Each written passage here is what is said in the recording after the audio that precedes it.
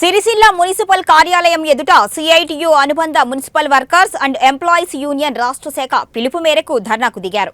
ఇక కార్మికులకు కనీస వేతనం చెల్లించాలి అని యూనియన్ నాయకులు అన్నారు. కార్మికులను పర్మినెంట్ చేసి కనీస వేతనం 26,000 రూపాయలు ఇవ్వాలి అని కార్మికులు డిమాండ్ చేశారు. మున్సిపల్ కార్మికులకు రావాల్సిన పిఆర్సీ బకాయిలను వెంటనే జిందాబాద్ సిఐటియు మున్సిపల్ కార్మికుల ఐక్యత మున్సిపల్ కార్మికుల ఐక్యత మున్సిపల్ కార్మికుల ఐక్యత ఇచ్చేంత వరకు పోరాడదాం. మున్సిపల్ కార్మికుల కనీస వేతనం ఇచ్చేంత వరకు పరిష్కరించాలి. మున్సిపల్ కార్మికుల సమస్యలు వెంటనే సిఐటియు మున్సిపల్ కార్మికుల ఐక్యత.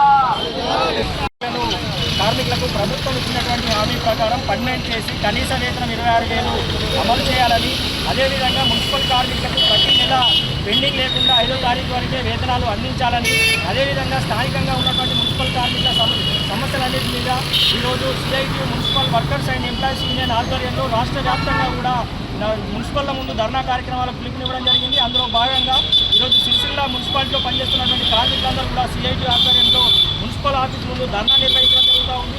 మరి రాష్ట్ర వ్యాప్తంగా 128 మున్సిపల్లో మరి పనిచేస్తున్నటువంటి మున్సిపల్ కార్మికులను పర్మనెంట్ చేస్తామని చెప్పి కనీస వేతనం అమలు చేస్తామని చెప్పి మరి రాష్ట్ర ప్రభుత్వం హామీ ఇచ్చింది. ఇప్పటికీ 14 నెలలు అవుతుంది అధికారంలోకి వచ్చి, అయినా కూడా మున్సిపల్ కార్మికుల పట్ల నిర్లక్ష్యంగా వ్యవహరిస్తున్నటువంటి పరిస్థితి ఉంది.